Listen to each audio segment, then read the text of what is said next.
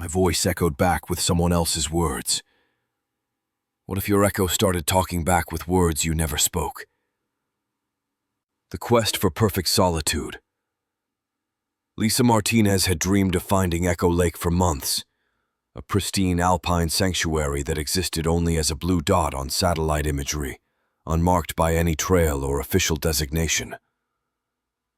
After 2 grueling days hiking through Colorado's trackless wilderness, she finally crested the granite ridge and gasped at the perfection below.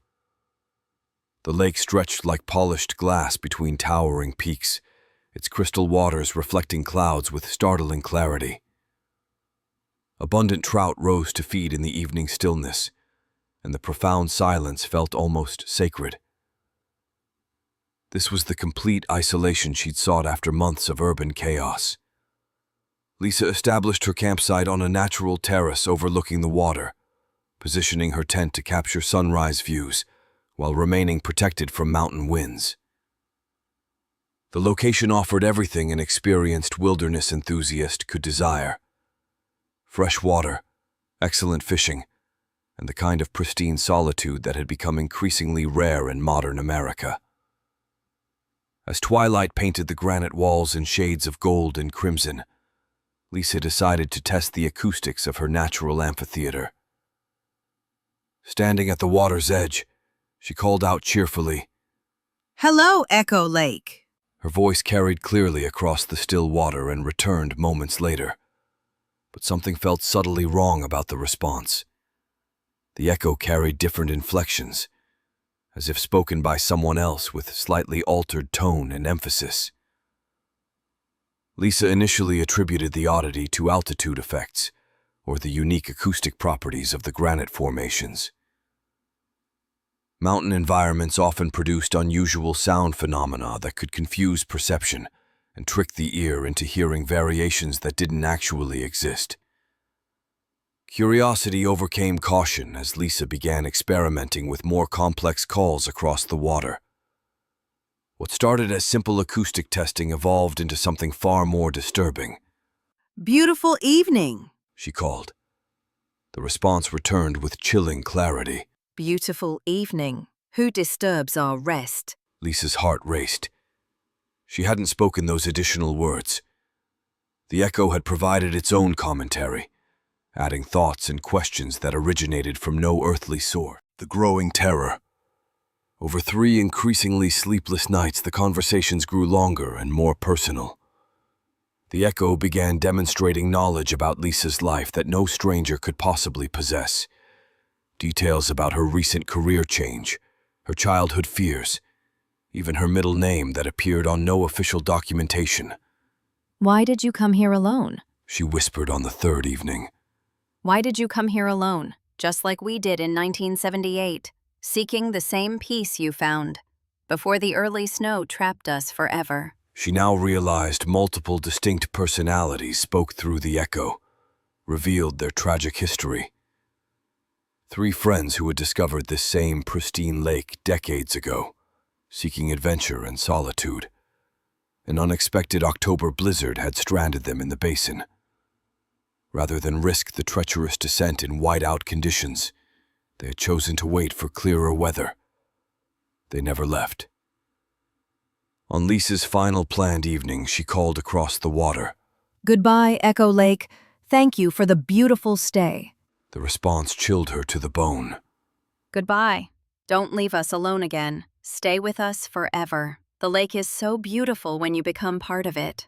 The words carried desperate longing that spoke of decades of isolation, of consciousness somehow preserved in acoustic loops, of 3 souls who had found eternal companionship in the mountain wilderness, but could never find their way home to the world of the living.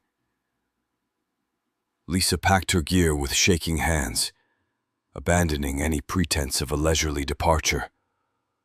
As she climbed toward the ridge in darkness, guided only by headlamp and desperate determination, she heard multiple voices calling across the water. Distinct personalities pleading for companionship, begging someone to stay and share their eternal vigil in paradise. She never looked back. Back in civilization, Lisa discovered the truth that confirmed her worst fears. In October 1978, 3 experienced hikers, Sarah Chen, Michael Rodriguez, and Jennifer Walsh, had vanished during an early blizzard in the exact region where Lisa had camped. Extensive search efforts had failed to locate any trace of the missing party. Official reports concluded the hikers had likely perished in the storm, their remains claimed by deep snow and rugged terrain. But Lisa now suspected a different explanation entirely. The 3 friends had indeed found the lake she would discover decades later.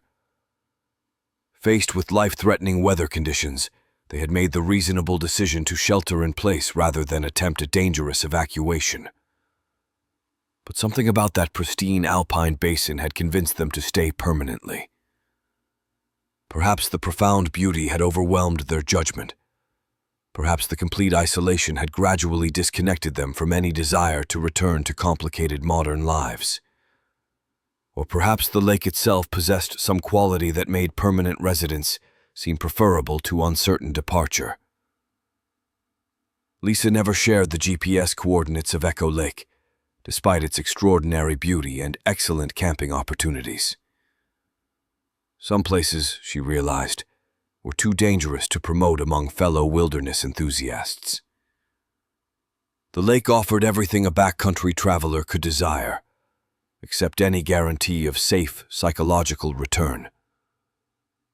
She kept detailed notes about her acoustic experiences, but shared them only with close friends, warning about the psychological dangers of extended isolation in environments where sound could play tricks on perception and memory. Months after her return, Lisa still heard echoes of those conversations during quiet moments.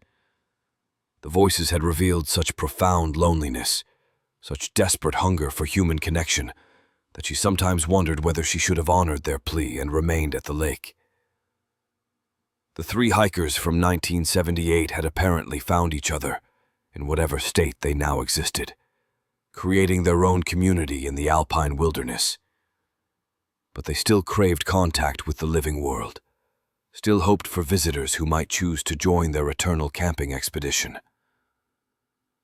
Lisa's experience at Echo Lake fundamentally changed her relationship with wilderness solitude. She continued backpacking and camping in remote locations, but never again sought the kind of complete isolation that had initially drawn her to that unnamed alpine basin. True solitude, she learned, sometimes meant sharing space with previous visitors who had made the ultimate commitment to staying in paradise forever. Echo Lake remains unmarked on official topographic maps, its precise location known only to those adventurous enough to discover it through independent navigation and determination. Park rangers occasionally receive reports of voices heard across remote alpine waters, but such accounts are typically attributed to altitude effects, exhaustion, or the well-documented psychological impacts of extreme wilderness isolation. The lake continues its eternal conversations with occasional visitors, brave or curious enough to call across its perfect waters.